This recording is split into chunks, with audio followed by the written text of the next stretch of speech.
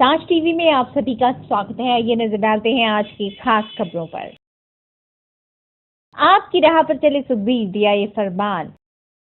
Deputy CM Sukhbir Singh Badal वैसे आम आदमी पार्टी को किसी गिनती में नहीं रखते, बल्कि कहते हैं कि आपसे हमारा कोई मुकाबला नहीं। इसके बावजूद वे आपकी राह पर चलने लगे हैं।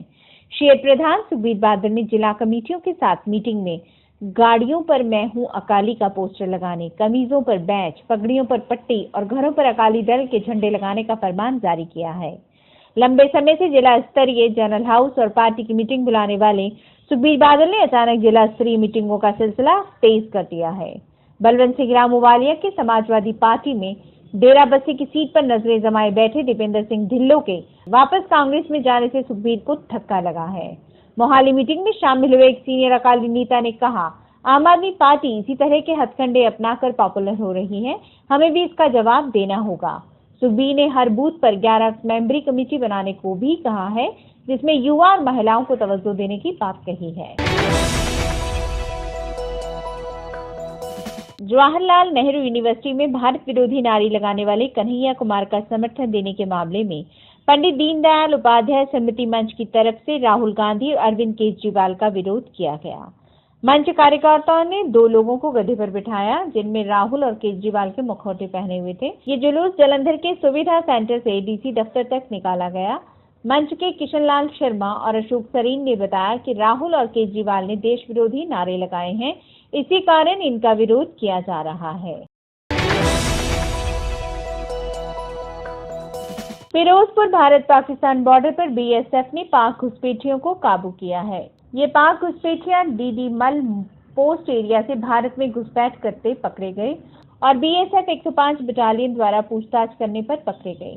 पाक घुसपैठ ने अपना नाम सरवर बेग पुत्र सरदार बेगवासी बेबिया कला पाकिस्तान बताया।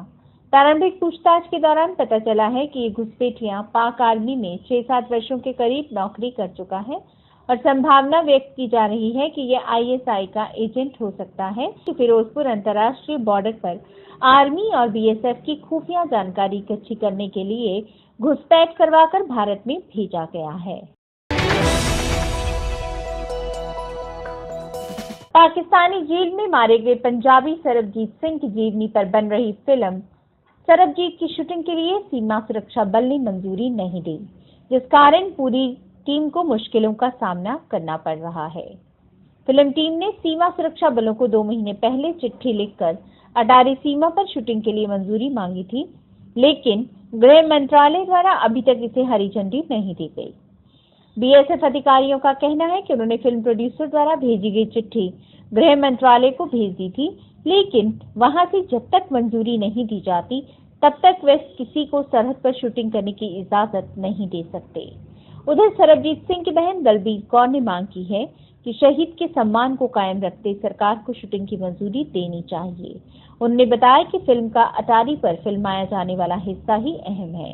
यहाँ दलबीर कौर को कई बार अपने भाई की रिहाई के लिए पाकिस्तान आने जाने और अंत में उसकी मौत की खबर लेकर भारत आते दिखाया गया है। इंग्लैंड रहते हॉकी खिलाड़ी की तरफ से भारतीय हॉकी कप्तान सरदार सिंह पर लगाए गए शारीरिक शोषण के आरोप के बाद वे पुलिस के सामने पेश हो सकते हैं। जानकारी के मुताबिक हॉकी खिलाड़ी ने आरोप लगाया था कि सरदार सिंह ने विवाह का झांसा देकर उससे शारीरिक संबंध बनाए थे।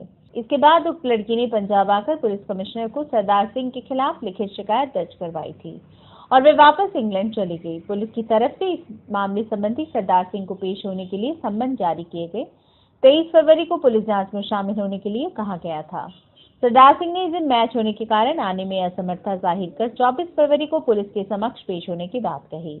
फिलहाल इस मामले में संबंधी पुलिस का कहना है कि सरदार सिंह के बयानों के बाद ही आगामी कार्रवाई की जाएगी।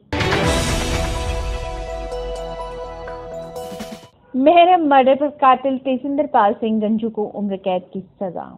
2 साल पुरानी मोहाली की 5 वर्षीय मेहरम की अपहरण और हत्या के मामले में जिला अदालत ने तेजिंदर पाल सिंह गंजू को उम्र कैद की सजा सुनाई है। ये केस अतिरिक्त जिला सेशन जज तरसीम मंगला की अदालत में चल रहा था। अदालत ने दोनों पक्षों की दलीलों को सुनने के बाद आरोपी को सजा सुनाई। आरोपी को 20 फरवरी को अदालत ने मामले में दोषी करार दिया था। जानकारी के मुताबिक ये मामला 28 अक्टूबर 2014 का है। फेज 9 स्थित घर के बाहर से शाम को 6:30 बजे के करीब खेल रहा था बच्चा। इसी बीच अचानक लाइट गुल हो गई थी। इसी चीज का फायदा उठाकर आरोपी तेजिंदर पाल सिंह गंजू महरम को चॉकलेट दिलाने के बहाने वहां से ले गया। घर वालों ने बच्चे की काफी तलाश की, लेकिन इसका कोई सुराग नहीं मिला।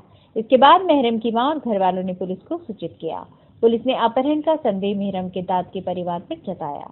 पुलिस ने दाद के परिवार को उठा लिया। इसके बाद भी बच्चे का कोई पता नहीं चला। पुलिस पूरे इलाके में गश्त कर रही थी। आईजी पटियाला जो ने खुद मोहाली में डेरा लगा लिया था। इसी बीच लोग भी संघर्ष की राह पर आ गए थे। कैंडल मार्च तक निकाले गए। अचानक 12 दिन के बाद 7 नवंबर को सेक्टर 69 की झाड़ियों में एक कूड़ा उठाने वाला व्यक्ति गया तो उसकी नजर एक शव पर पड़ी। उसने तुरंत पुलिस को सूचित किया। मौके पर पुलिस ने पहुंचकर शव को निकाला। फिर महरम की नानी ने निक्कर और कड़े देखकर शव की पहचान की। हालांकि शव पूरी तरह से गल चुका था। हालांकि पुलिस ने शव का डीएनए भी कराया, जिससे महरम के शव की पुष्टि हुई। इसके बाद पुलिस ने 9 दिन के बाद काफी मशक्कत करने के बाद तेजिंदर को काबू किया। तेजिंदर महरम के ही पड़ोस में रहता था। आपको बता दें कि पुलिस ने उस समय प्रेस कॉन्फ्रेंस में बताया था कि गंजू को पता चल गया था कि महरम की मां हरिंदर कौर का उसके ऑस्ट्रेलिया में रहने वाले पति से तलाक होने वाला है। ऐसे में महरम के परिवार की मोटी रकम मिलने वाली है।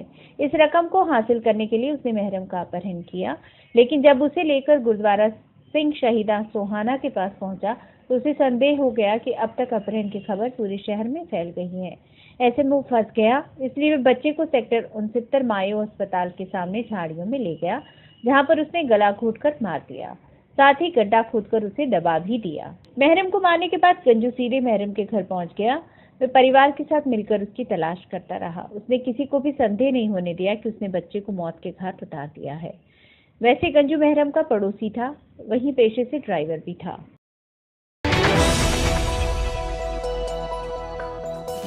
हजका सुप्रीमो कुलदीप बिश्नोई ने हरियाणा के पूर्व मुख्यमंत्री भूपेंद्र सिंह हुड्डा व प्रोफेसर वीरेंद्र के खिलाफ देशद्रोह का मामला दर्ज करने की मांग की है। कुलदीप बिश्नोई एक प्रतिनिधिमंडल के साथ राजभवन पहुंचे। वे राज्यपाल को ज्ञापन सौंपकर भूपेंद्र सिंह हुड्डा व प्रोफेसर वीरेंद्र के खिलाफ देशद्रोह का मामला दर्ज करने की मांग की। कुलदीप बिश्नोई ने आरोप लगाया कि पूरे षड्यंत्र के पीछे हुड्डा व चौटाला परिवार है और इस पूरे मामले में सरकार भी पूरी तरह से जिम्मेवार रही है। कुलदीप बिश्नोई ने राज्यपाल से प्रदेश में राष्ट्रपति शासन लागू करने की मांग की है।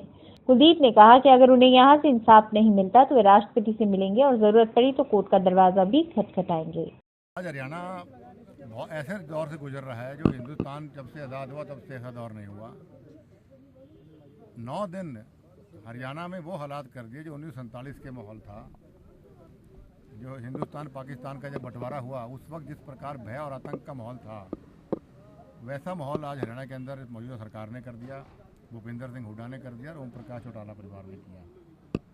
लोग छतों पर 8-8 दिन तक पहरा दे दे रातों को जागे हैं। इससे दुर्भाग्यपूर्ण बात मैं नहीं समझता हरियाणा के इतिहास में कभी हो सकती। आज गवर्नर साहब से हम मिले, हमने उनको ज्ञापन दिया, राष्ट्रपति शासन लागू करने की मांग की है। भूपेंद्र सिंह हुड्डा, प्रोफेसर वीरेंद्र सिंह के ऊपर देशद्रोह का मामला दर्ज करने की मांग की है और सीबीआई इंक्वायरी की मांग की है कि भाई INLD का कितना रोल इसके अंदर है और किसी तय तक जाए सीबीआई इन्वेस्टिगेशन की हमने मांग की। कश्मीर के पंपोर में आतंकी मुठभेड़ में शहीद हुए कैप्टन पवन कुमार की पार्थिव देह को हवाई मार्ग से आज पठानकोट के मामून कैंट में लाया गया। मेजर जनरल राजेश चोपड़ा दूसरे सीनियर सैन्य अधिकारी ने पूरे सैनिक सम्मान से श्रद्धांजलि दी।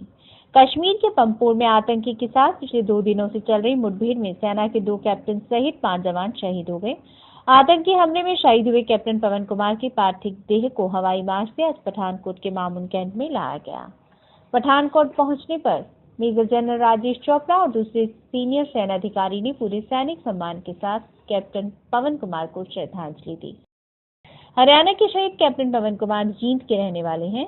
शहीद कैप्टन पवन कुमार का जन्म 15 जनवरी यानी आर्मी डे के दिन हुआ था और वे जाट समुदाय से ताल्लुक रखते थे। कैप्टन पवन आतंकियों पर भारी पड़ रहे थे। इसी दौरान वे जिस इमारत में आतंकी छुपे हुए थे वहां दाखिल होना चाहते थे, लेकिन इससे पहले ही आतंकियों ने उनकी टीम को अपना निशाना बना दिया, जिस दौरान कैप्टन सहित 2 जवान भी शहीद हो गए। पठानकोट में श्रद्धांजलि देने के बाद शहीद कैप्टन पवन कुमार की पार्थिव देह को जींद के लिए रवाना कर दिया गया। हरियाणा की सामाजिक न्याय व अधिकारिता मंत्री कविता जैन ने कहा कि पेंशन योजनाओं के लिए आवेदन करने की प्रक्रिया को परेशानी मुक्त करने के उद्देश्य से राज्य द्वारा जल्दी साझा सेवा केंद्रों यानी कि CSC के माध्यम से पेंशन आवेदन सेवाओं की शुरुआत की जाएगी। इसके अंतर्गत राज्य में पेंशन योजनाओं के लिए आवेदन प्रक्रिया को ऑनलाइन भी किया जाएगा। पेंशन धारकों को पेंशन के आवेदन के लिए दूर नहीं जाना पड़ेगा। इसके लिए प्रदेश सरकार जल्द ही राज्य द्वारा साझा सेवा केंद्रों के माध्यम से पेंशन आवेदन सेवाओं की शुरुआत करने जा रही है।